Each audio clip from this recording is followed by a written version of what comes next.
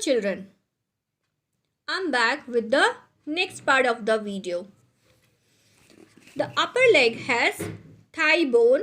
The thigh bone or the femur. This is for your general information. As you can see, this is for your GK. The thigh bone or femur, as you can see here in the picture, the thigh bone or the femur is the longest bone of the body. So when there is a question which is the longest bone of our body, it is the femur, the thigh bone. It is joined to the lower backbone with the help of hip girdle. This is the hip girdle, and through this hip girdle it is joined to the lower part of the backbone. The upper part of the backbone is joined to the shoulder girdle, which is joining the arm bone, and the lower part of the backbone is joined to the hind limbs with the hip girdle. Hands, wrist and feet have many bones. Most of the 206 bones of our body are found in the hands, feet and wrist. Stirrup is the smallest bone of our body. It is found in the ear. So the longest bone is femur and the smallest bone is stirrup. Let us now see what are the functions of the skeletal system. The main functions of the skeletal systems are as follows. Let us see. It gives shape and support to our body. Yes, you are right. I have told you to imagine yourself without bones. You will be lying on the ground just like a piece of cloth or just like a mat. So, it is because of the bones our body has a proper shape and structure. It also gives support to our body. It protects many internal delicate organs like heart, lungs and brain. Yes, our internal organs are protected. The CPU, which is the brain, which is the most important organ which controls all the functions and activities of our body. It is protected by the skull. So our internal delicate organs like heart, lungs and brains are protected by the skeletal system.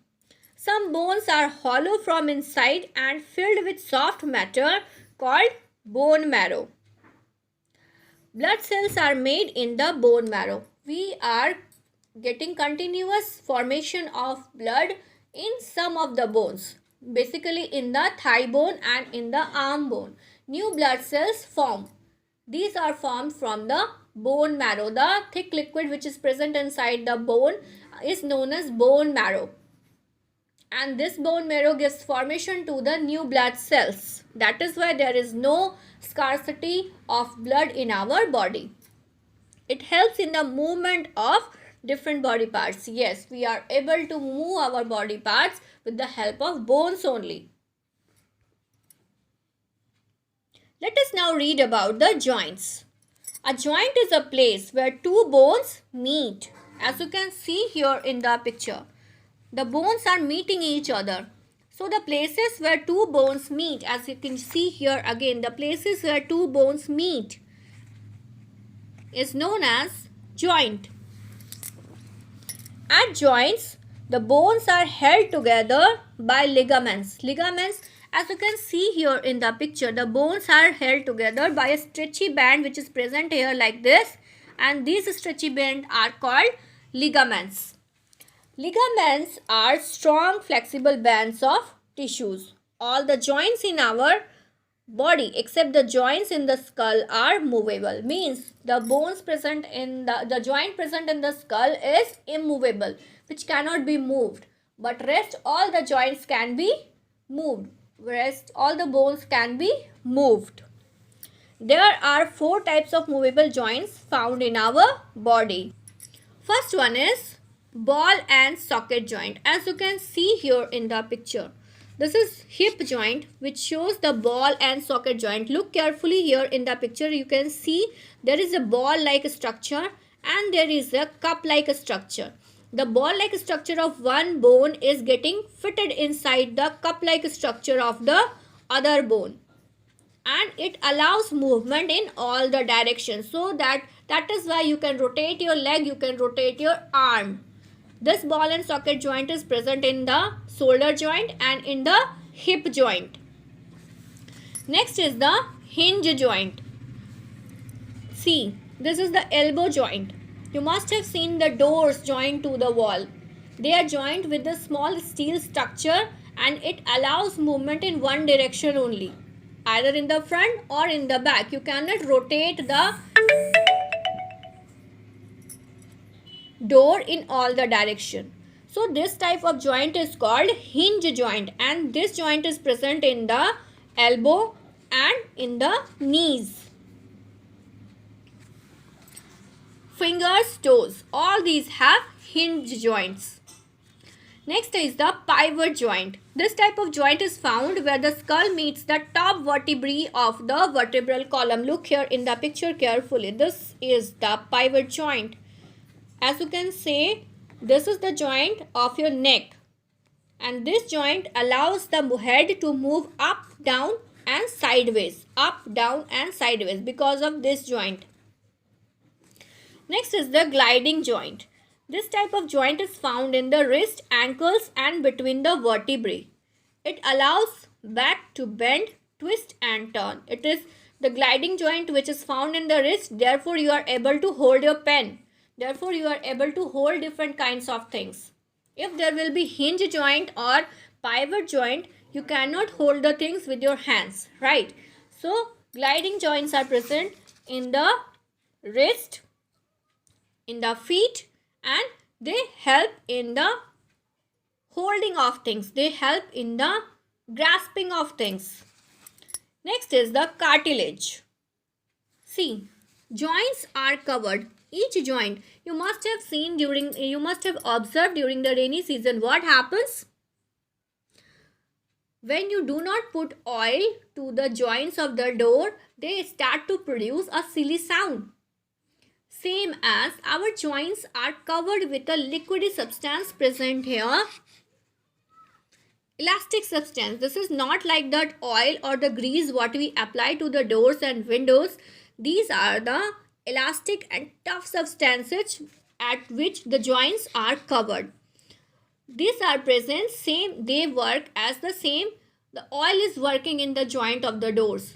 They help to reduce the friction. They help to reduce the rubbing against of the bones so as to increase the life of the bone. Ears and nose are made up of cartilage. Your ears and the nose are made up of cartilage. Muscles. Muscles in our body hold the bones together and help in the movement. If there are no muscles, we are not able to move our bones. It will stand straight like a statue. So these are the muscles because of which we are able to show movements in our body. They contract and relax to produce movement. Let me first show you the muscles, how muscles work. As you can see here, as there is lifting of the arm, you can see the bicep muscles, or when you will yourself experience this, when you will lift your arm, you will see something bumpy formed on the front side of your upper arm, right? So biceps contracts, see, and the triceps relaxes.